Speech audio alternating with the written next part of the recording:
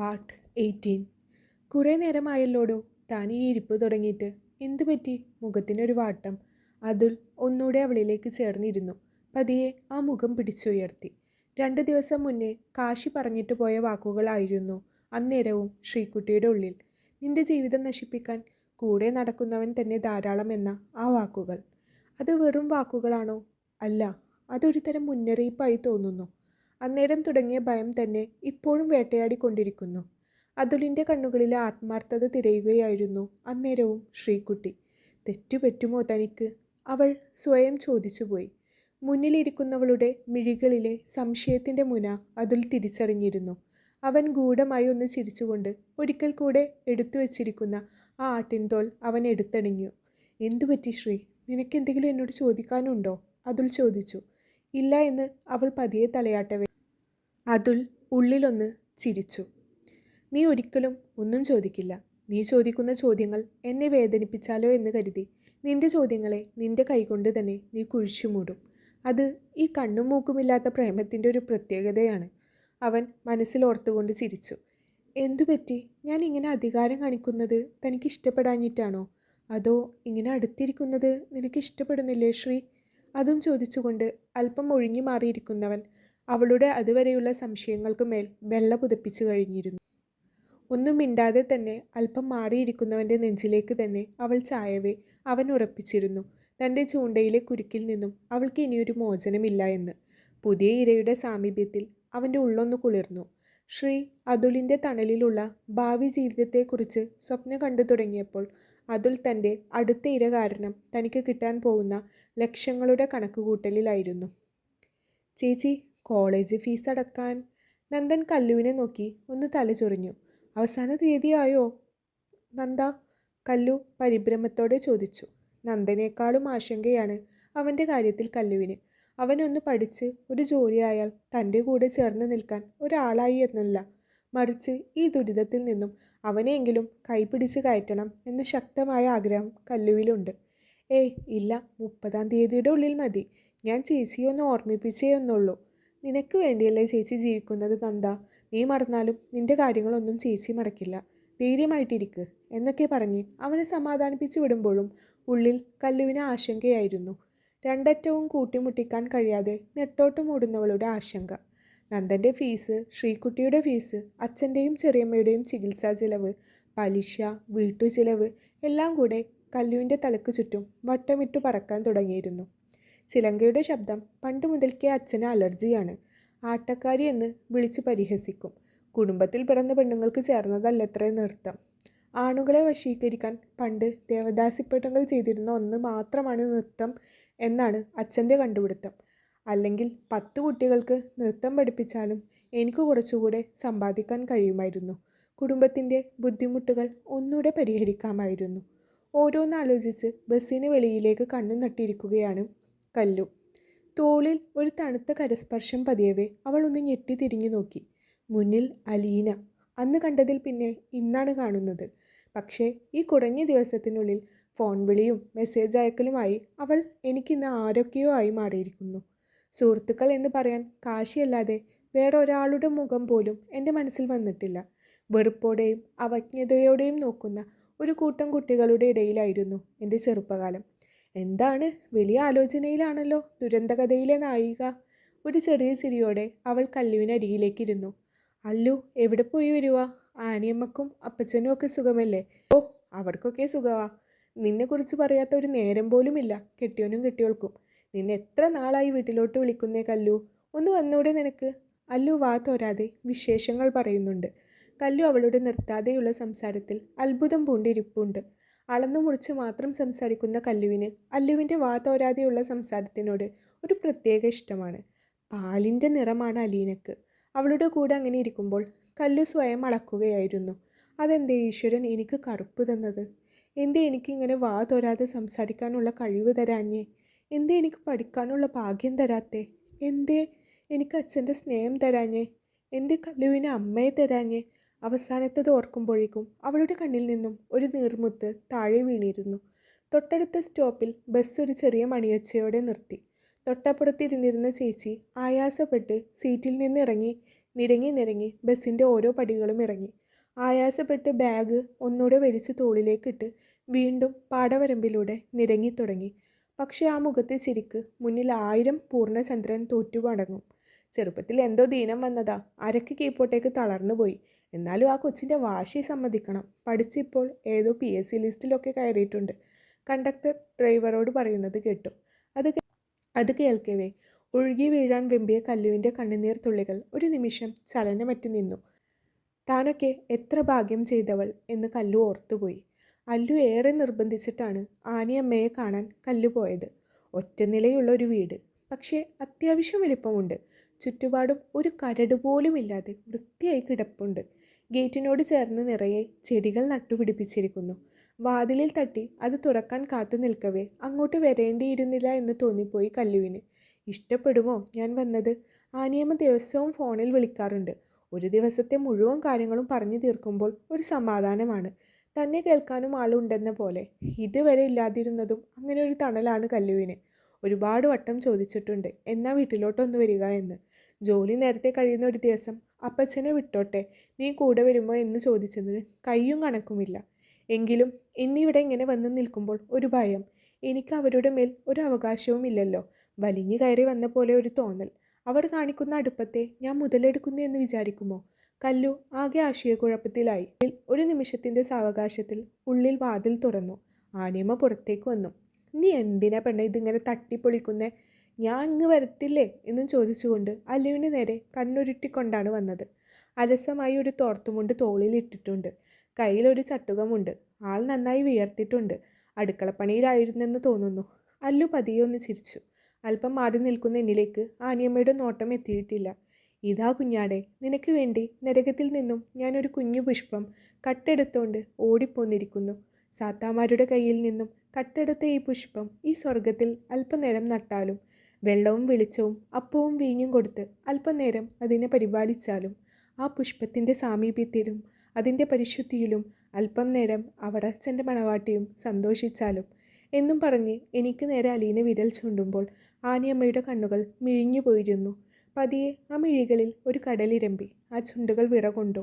2 കൈയും നീട്ടി എന്നെ ആ മാറിലേക്ക് ഒതുക്കാൻ വിളിക്കവേ നേരത്തെ മനസ്സിൽ മുളപൊട്ടിയ ചോദ്യങ്ങളെല്ലാം അപ്പാടെ പിഴുതെറിഞ്ഞുകൊണ്ട് ഞാൻ ആ നെഞ്ചിലേക്ക് ചാഞ്ഞു പോയിരുന്നു. ഇരുവരും നെറുകയിൽ തലോടുമ്പോഴും പൊട്ടിക്കരയുമ്പോഴും അടക്കിപ്പിടിക്കുമ്പോഴും അലീന അവരെ തന്നെ നോക്കി നിൽക്കുകയായിരുന്നു. കഴിഞ്ഞ ജന്മം ഇവർ ഇരുവരും ആരായിരുന്നിരിക്കണം? ഇത്രമേൽ ഒരാളെ സ്നേഹിക്കുന്നത് എങ്ങനെ? ഒരു ബന്ധത്തിൻ്റെയും കെട്ടുപാടുകളില്ലാതെ. അലീനയ്ക്ക് അവരുടെ സ്നേഹം ഒരു അത്ഭുതമായി തോന്നി. ആനി കപ്പ നുറുക്കി അടുപ്പത്തിടുന്ന തിരക്കിലാണ്. ഒരടുപ്പിൽ കല്ലുമ്മക്കായ പൊരിക്കുന്നുണ്ട്. അതിൻ്റെ മണം ഇങ്ങനെ മൂക്കിലേക്ക് അടിച്ചു കയറുന്നുണ്ട്. ദേ ഇത്രയും കിട്ടി. തൊടിയിൽ നിന്നും ചീനമുളക് പൊട്ടിച്ചു കൊണ്ടുവരാൻ വിട്ടതാണ് അലീനയെ. ഒരു വാഴയിലയിൽ പൊതിഞ്ഞ് പിടിച്ചിട്ടുണ്ട്. അത് കഴുകി ആ അമ്മിയിലേക്ക് ഇട്ടേ കൊച്ചെ. കുറച്ച് കൊച്ചുള്ളിയും കൂട്ടി അരക്ക്. എൻ്റെ കൈക്ക് ഒഴിവില്ല. ആനി അലീനക്കുള്ള നിർദ്ദേശം കൊടുത്തു. കപ്പയിലോട്ട് കാന്താരി നല്ല രുചിയാ കൊച്ചെ. ആനി കണ്ണ് ചിമ്മിക്കൊണ്ട് കല്യാണിയെ ഒന്ന് നോക്കി. അവിടുത്തെ ചുറ്റുപാട് അവളെ സന്തോഷിപ്പിക്കുന്നുണ്ടെങ്കിലും ഇടയ്ക്കിടെ അവളുടെ കണ്ണുകൾ വാച്ചിലേക്ക് നീണ്ടുകൊണ്ടിരുന്നു. ഡി മറിയേ, നോക്കടി, ഇത് കണ്ടോ? നമ്മുടെ അല്ലുമോൾ അടുക്കളയിൽ എന്താണ്ടൊക്കെയോ ചെയ്യുന്നു. അടുക്കളയിലേക്ക് കടന്നു വന്ന ബെന്നിച്ചൻ അലീനയെ നോക്കിക്കൊണ്ട് മൂക്കത്ത് വിരൽ വെച്ചു. മാറിക്കേ, നോക്കട്ടെ. മറിയ ബെന്നിയെ തള്ളിമാറ്റി ആ കാഴ്ച കാണാൻ ഓടി വന്നു. അലീന 2 പേരെയും നോക്കി വിളറിയൊരു ചിരി ചിരിച്ചു. എൻ്റെ പൊന്നുമോൾക്ക് അടുക്കളയിലോട്ടുള്ള വഴിയൊക്കെ അറിയാമോ? മറിയ താടിക്ക് കൈ കൊടുത്തുകൊണ്ട് ചോദിച്ചു. അല്ലുക്കൊച്ചെ, നീ ഒരു ചമ്മന്തി അരച്ചപ്പോഴേക്കും ആകെ ക്ഷീണിച്ചേച്ചും പോയി. ബെന്നി മറിയക്കൊപ്പം കൂടി. ഡേ, കെട്ടിയോനും കെട്ടിയോളും കൂടെ വല്ലാതെ ചൊറിയാൻ വരില്ലേ? അമ്മിയുടെ കൊച്ചാ എൻ്റെ കൈയിരിക്കുന്നത്. ഹാ, അലീന മുരണ്ടു. അമ്മിയുടെ കൊച്ചോ? ബെന്നി വാ പൊത്തിച്ചിരിച്ചു. ആനിയമ്മേ, പോവാൻ പറ രണ്ടിനോടും. അല്ലു നിലത്തൊന്ന് ചവിട്ടിക്കൊണ്ട് ചിണുങ്ങി. ബെന്നിയും മറിയയും അടുത്തേക്ക് വന്ന പാടെ കല്ലു ചാടി എഴുന്നേറ്റു. ഇരിക്കുമോളെ. ബെന്നി അവളുടെ നെറുകയിൽ ഒന്ന് തലോടി കുറച്ചപ്പുറം പോയിരുന്നു. മറിയ അവൾക്കരികിലും. കൊച്ചിനെയും കൊണ്ട് വരുന്നുണ്ടെന്ന് അല്ലുമോൾ പറഞ്ഞിരുന്നു. സുഖമാണോ മോളെ? മറിയ അവളുടെ കൈകൾ കൈക്കുള്ളിലാക്കിക്കൊണ്ട് ചോദിച്ചു. പിന്നെ അവൾക്ക് അവിടെ സുഖമെടുത്ത് മടുത്തിട്ട് ഇപ്പോൾ സന്യസിക്കാനുള്ള തീരുമാനത്തിലാണ്. അല്ലു അല്പം പുച്ഛത്തോടെ പറഞ്ഞു. കൊച്ചിന് തിരിച്ചെന്തെങ്കിലും പറഞ്ഞൂടെ? കുറേ കാലമായില്ലേ ക്ഷമിക്കുന്നു. ജീവിതകാലം മുഴുവൻ മോൾക്ക് വണ്ടി വലിക്കുന്ന കാളയാവാൻ പറ്റുമോ? മറിയ അവളെ സ്നേഹത്തോടെ ശാസിച്ചു. കല്ലു ഒന്ന് ചിരിച്ചതേ ഉള്ളൂ. പതിയെ കല്ലു ചുരിദാറിൻ്റെ കൈകൾ അല്പം ഉയർത്തി. കൈകളിൽ ഇടവിട്ടായി കാണുന്ന പൊള്ളലിൻ്റെ പാടുകളിലേക്ക് നോട്ടം മുടക്കവേ ആനിയുടെ ഉമിനീർ വിലങ്ങിപ്പോയി. ഇപ്പോഴൊന്നും അല്ല കേട്ടോ, കുഞ്ഞായിരിക്കുമ്പോൾ എന്തെങ്കിലും അനുസരണക്കേട് കാണിക്കുമ്പോൾ ചെറിയമ്മ തന്നിട്ടുള്ള സമ്മാനങ്ങളാണ്. വലുതായതിനു ശേഷം പിന്നെ എതിർക്കാൻ പോയിട്ടില്ല. ഇപ്പോൾ അവർക്ക് ഞാൻ വാലാട്ടുന്ന വെറും വളർത്തുനായയാണ്. പേടിയാണ് ഉപദ്രവിക്കുമോ എന്ന്. ഒരിക്കൽ ഇതിൻ്റെ വേദന അറിഞ്ഞവർക്ക് പേടി കൂടും. കാണുന്ന പോലെയല്ല, തൊലി കൂടി വരുന്നവരെ മരണവേദനയാണ്. കല്ലൊന്ന് ചിരിച്ചു. തൊണ്ടക്കുഴിയോളം വന്ന തേങ്ങലിനെ അവൾ ശ്വാസിച്ചു തിരികെ വിട്ടു. ഒരു നിമിഷം എന്ത് പറയണമെന്നറിയാതെ എല്ലാവരും ഒന്ന് നിന്നുപോയി. എന്താ ഇവിടെ ഒരു സഭ? എല്ലാവരും ഉണ്ടല്ലോ. നാത്തുമാർ പിന്നെയും അടി തുടങ്ങിയോ? ഇടപെടേണ്ടി വരുമോ? ഒരു ചിരിയോടെ കയ്യിലെ പൊതി ഓരോന്നായി താഴെ വെച്ച് തല ഉയർത്തിയപ്പോഴാണ് അവറാച്ചൻ കല്ലുവിനെ കാണുന്നത്. അവറാച്ചൻ്റെ ഹൃദയം ഒന്ന് കനത്തു. കല്ലുമോളെ, ആർദ്രമായ ആ വിളിയിൽ അവൾ ഓടി ആ ദൃഢമായ നെഞ്ചിലേക്ക് വീണിരുന്നു. അപ്പച്ച. കല്ലു ഒന്നൂടെ അവറാച്ചനെ ഇറുകെ കെട്ടിപ്പിടിച്ചു. ഫോൺ വിളിക്കുമ്പോഴും അവൾ കൂടുതൽ സംസാരിക്കാറുള്ളത് അവറാച്ചനോടാണ്. കുഞ്ഞുങ്ങളെ പോലെ കൊഞ്ചുന്നത് കാണാം, അവൾ തർക്കിക്കുന്നത് കാണാം, പരിഭവിക്കുന്നത് കാണാം. ഒരമ്മയുടെ സ്നേഹത്തേക്കാൾ കല്ലു കൊതിക്കുന്നത് അച്ഛൻ്റെ കരുതലാണെന്ന് തോന്നിയിട്ടുണ്ട് എല്ലാവർക്കും. അച്ഛനുണ്ടായിട്ടും ഇല്ലാത്ത പോലെ ഒരവസ്ഥ, അത് എത്ര ഭയാനകമാണ്. വിശേഷങ്ങൾ ചോദിക്കുന്നതിനോടൊപ്പം ഓരോ നുള്ളു കപ്പയും നുള്ളിൽ വായു വെച്ചു കൊടുത്ത് കല്ലുവിനെ ഊട്ടുന്ന തിരക്കിലാണ് അവറാച്ചൻ. ഓരോ വട്ടം കഴിക്കുമ്പോഴും അവളുടെ വയറും ഹൃദയവും നിറയുന്നുണ്ടായിരുന്നു. അല്ലെങ്കിലും സ്നേഹിച്ച് വശത്താക്കാൻ അവറാച്ചൻ പണ്ടേ മിടുക്കനാ. ആനിയമ്മ അരികിലിരുന്ന് ചിരിയോടെ ഓർത്തു. ആ ഒരു കുടുംബത്തിൻ്റെ ഒന്നാകെയുള്ള സ്നേഹം ഏറ്റുവാങ്ങുമ്പോൾ കല്ലുവിന് വല്ലാതെ വീർപ്പ് മുട്ടുന്നുണ്ടായിരുന്നു. ഒരു ബന്ധവുമില്ലാതെ ഇവർക്ക് പോലും എന്നെ എങ്ങനെ സ്നേഹിക്കാൻ കഴിയുന്നു? എന്നിട്ടെന്തേ എൻ്റെ അച്ഛന് മാത്രം ഞാൻ അന്യയായി പോയത്?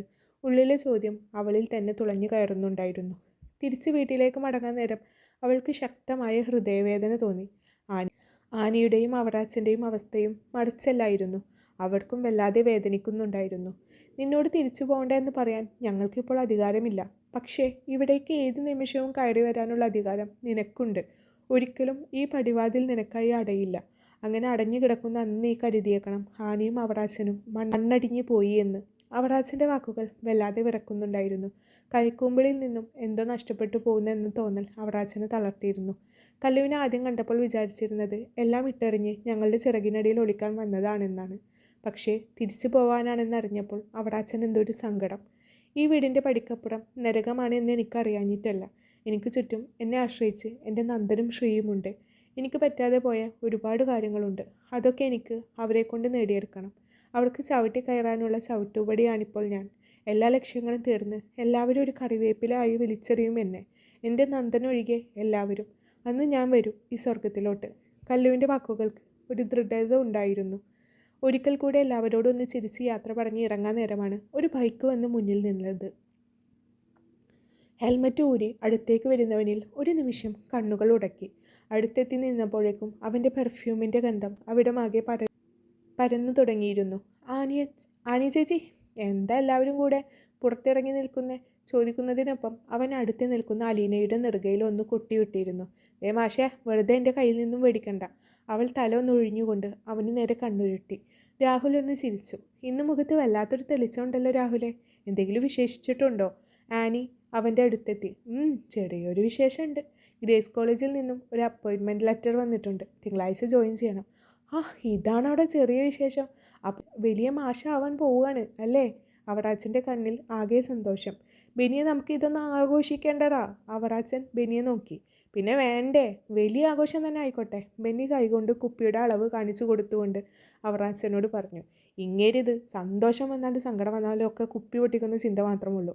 മറിയ ബെന്നിയെ രൂക്ഷമായി ഒന്ന് നോക്കി. നിന്നെ കെട്ടിയാൽ പിന്നെ എപ്പോഴെങ്കിലും വരുന്ന സന്തോഷമല്ലേ? അപ്പം ഞാനൊന്ന് ആഘോഷിക്കട്ടെടി. ബെന്നി മറിയയെ നോക്കി ഒന്ന് കണ്ണടിച്ച് കാണിച്ചു. ഈ മനുഷ്യൻ. മറിയ പല്ല് കടിച്ചു. ചിരിയോടെ തിരിഞ്ഞ ഒരു മാത്രയിൽ രാഹുലിൻ്റെ കണ്ണുകൾ കല്ലുവിൽ ഉടക്കി നിന്നു. അവൻ അവൾക്ക് നേരെ ഒന്ന് ചിരിച്ചു. കല്ലുവിന് ചിരിക്കണോ വേണ്ടയോ എന്ന് സംശയമായി. കല്യാണി? അവൻ സംശയരൂപേണ അവളുടെ മുഖത്ത് ഉറ്റുനോക്കി. എങ്ങനെ അറിയാം? കല്ലുവിൻ്റെ കണ്ണുകൾ ഒന്ന് വിടർന്നു. അവൾ ആകാംക്ഷയോടെ ചോദിച്ചു. ഇവിടെ ഇപ്പോൾ സ്ഥിരം കേൾക്കുന്നൊരു പേരാണേ. ആ പാവം പിടിച്ചിട്ടുള്ള നിൽപ്പ് കണ്ടപ്പോൾ ആൾ അത് തന്നെയല്ലേ എന്നൊന്ന് ഉറപ്പിച്ചതാ. ഒരു പരിചയവും കുറവുമില്ലാതെ സംസാരിക്കുന്ന അവനെ കല്ലു ഇമചിമ്മാതെ നോക്കി നിന്നുപോയി. ഇതെൻ്റെ ഒരു ഉറ്റ സുഹൃത്ത് അരവിന്ദൻ്റെ മകനാ, രാഹുൽ. അരവിന്ദൻ പോയിട്ട് 2 വർഷമായി. ഇപ്പോൾ അവനും അമ്മയും ഒറ്റയ്ക്ക. അവടാച്ചൻ രാഹുലിൻ്റെ തോളിൽ കൈയിട്ടൊന്ന് ചേർത്ത് പിടിച്ചുകൊണ്ട് കല്ലുവിനോട് പറഞ്ഞു. പതിയെ കല്ലു ഒരു ചിരി അവന് നൽകുമ്പോൾ അതിലും മനോഹരമായി അവനത് തിരിച്ചു തരുന്നുണ്ടായിരുന്നു. കല്യാണി ഇറങ്ങിയതാണോ? ഞാൻ ബസ് സ്റ്റോപ്പിൽ വിട്ടുതരണോ? മുഖവുര ഏതുമില്ലാത്ത ചോദ്യത്തിൽ കല്ലുവിന് അല്പം കൗതുകം തോന്നി. സ്നേഹത്തോടെ തന്നെ അത് നിരസിച്ചു കൊണ്ട് എല്ലാവരോടും യാത്ര പറഞ്ഞ് തിരിച്ചിറങ്ങി. ഇവിടെ എല്ലാവരും ഇങ്ങനെയാണോ? ഒരു ഉപാധികളും ഇല്ലാതെ സ്നേഹിക്കുന്നവർ, ചേർത്ത് പിടിക്കുന്നവർ. സ്വാർത്ഥതയില്ലാത്ത ആ മനുഷ്യർക്കിടയിൽ ഒതുങ്ങി ജീവിക്കാൻ അവൾക്ക് കൊതി തോന്നി. പക്ഷേ അവളുടെ ഭാവി കാലം അവൾക്ക് നേരെ വില്ലിൽ അമ്പു കോർത്ത് നിൽപ്പുണ്ടായിരുന്നു. ഇനിയും എത്ര കടമ്പകൾ താണ്ടാനുണ്ട് നീ പെണ്ണെ. നിന്റെ സ്വർഗത്തിലേക്കുള്ള യാത്ര എത്ര കല്ലും മുള്ളും നിറഞ്ഞതാണ്. കാലം മൗനമായി കല്യാണിയോട് പറഞ്ഞു. കുറച്ച് നേരത്തെ പോയാൽ മതിയായിരുന്നു. പലചരക്ക് കടയിൽ നിന്നും സാധനങ്ങൾ വാങ്ങി വരുന്ന വഴിയിലായിരുന്നു അമ്മു. തൊട്ടടുത്ത പള്ളിയിൽ നിന്നും മഗ്‌രിബ് നിസ്കാരത്തിൻ്റെ ബാങ്ക് കേൾക്കുന്നുണ്ട്. അമ്മു നടത്തത്തിൻ്റെ വേഗത കൂട്ടി. കരിമ്പിൻ കാട്ടിലൂടെ പോയാൽ പെട്ടെന്ന് അപ്പുറം എത്താം എന്ന ചിന്തയോടെയാണ് അതുവഴി കയറി വന്നത്. അതൊരു അബദ്ധമായി പിന്നീട് തോന്നുന്നു. പെട്ടെന്ന് ഭയം വരിഞ്ഞു മുറുക്കുന്ന പോലെ തോന്നി. എന്തെങ്കിലും സംഭവിച്ച് ഒന്ന് നിലവിളിച്ചാൽ പോലും ആരും കേൾക്കില്ല എന്ന ചിന്ത അവളെ ഉലച്ചു.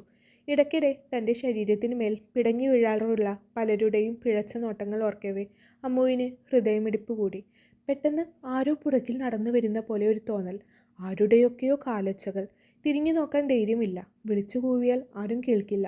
സർവ്വധൈര്യവും കൂട്ടിവെച്ച് ഒന്ന് തിരിഞ്ഞു നോക്കവേ പുറകിൽ ആരുമില്ല.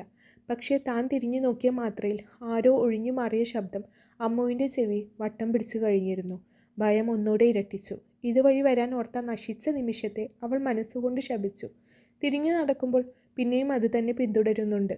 തൻ്റെ കാലുകളുടെ വേഗതക്കനുസരിച്ച് പിന്നിൽ വരുന്ന കാലൊച്ചകളിലും ഏറ്റക്കുറച്ചിലുകൾ ഉണ്ടാവുന്നുണ്ട്. അല്പം കഴിഞ്ഞതും അമ്മുവിൻ്റെ നെഞ്ച് വല്ലാതെ പിടച്ചുപോയി. ഒന്നല്ല, തൻ്റെ പുറകിലായി 2-3 പേരുണ്ട്. ഒപ്പം മദ്യത്തിൻ്റെ രൂക്ഷഗന്ധം അവളുടെ തലച്ചോറിലേക്ക് അടിച്ചു കയറി. സ്വയരക്ഷയ്ക്ക് ഒരു കത്തി പോലും കയ്യിൽ കരുതിയില്ലല്ലോ എന്നോർക്കവേ അവൾ ചിന്തകളെ മുറിച്ചുകൊണ്ട് വന്യമൃഗങ്ങൾക്ക് നടുവിൽ പെട്ടുപോയ മാൻപേടയെ പോലെ സർവ്വശക്തിയും എടുത്ത് ഓടി. പിന്നാലെ ആ കരുത്തുറ്റ കാലൊച്ചകൾക്കും ആക്കം കൂടി. വീഡിയോ ഇഷ്ടപ്പെട്ടിട്ടുണ്ടെങ്കിൽ എല്ലാവരും വീഡിയോ ഒന്ന് ലൈക്ക് ചെയ്യണേ. എത്രത്തോളം നിങ്ങൾ ലൈക്ക് ചെയ്യുന്നു അതിനനുസരിച്ചാണ് വീഡിയോ റീച്ചായി പോവുക. സോ എല്ലാവരും ലൈക്ക് ചെയ്ത് സ്റ്റോറി വായിക്കുക. അതേപോലെ ഫോളോ ചെയ്യാത്തവർ ഒന്ന് ഫോളോ ചെയ്തിട്ടായിരുന്നേ. തുടർന്നും നല്ല നല്ല സ്റ്റോറികൾ നിങ്ങളിലേക്ക് എത്തിക്കാനുണ്ട്. നിങ്ങളുടെ സപ്പോർട്ട് പ്രതീക്ഷിക്കുന്നു. Thank you.